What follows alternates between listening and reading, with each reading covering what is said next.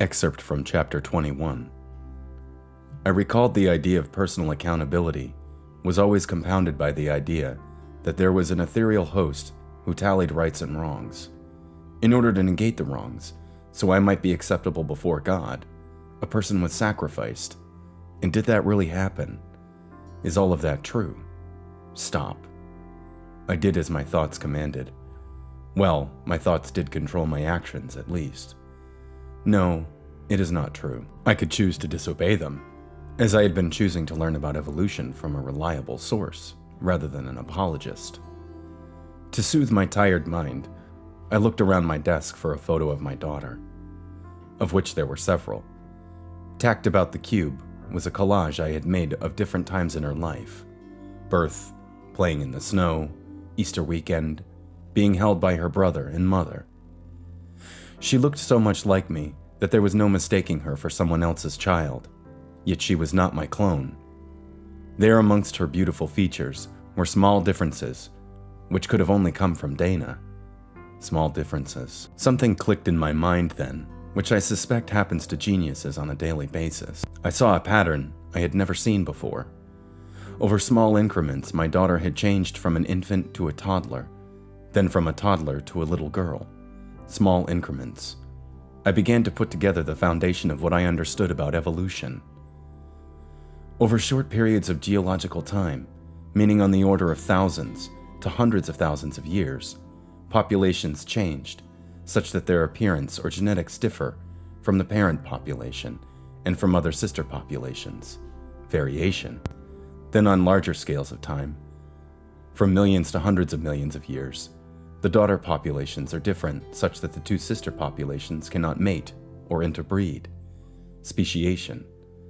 From one generation to the next, a span of only 20 to 30 years, one will not see those differences because they are so slight as to not be noticed. My daughter looked like me, yet not exactly like me or her mother. Her children will be different from her.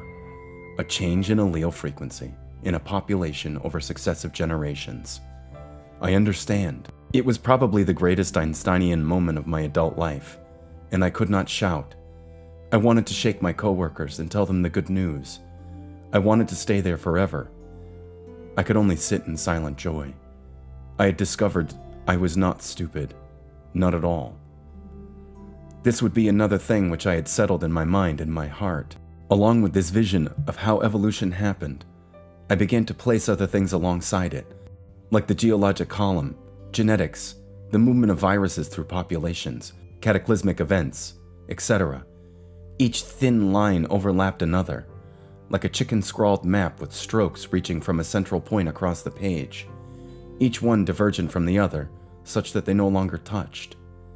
Then the evidence overlapping each line, following it closely in a different color. One supported the other as a supporting spouse, or the trusses of a bridge through immense spans of time. Millions of sunrises and sunsets flew across my vision. I could see the slow movement of the moon away from the earth as it waxed and waned to the point it is now. Each rise and set as beautiful as the one which preceded it.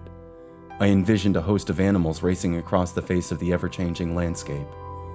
Some chasing others, some bleeding to the sky before death. In the background, mountain peaks rose and fell as continents collided. Fruitful valleys became deserts. Tides came and receded.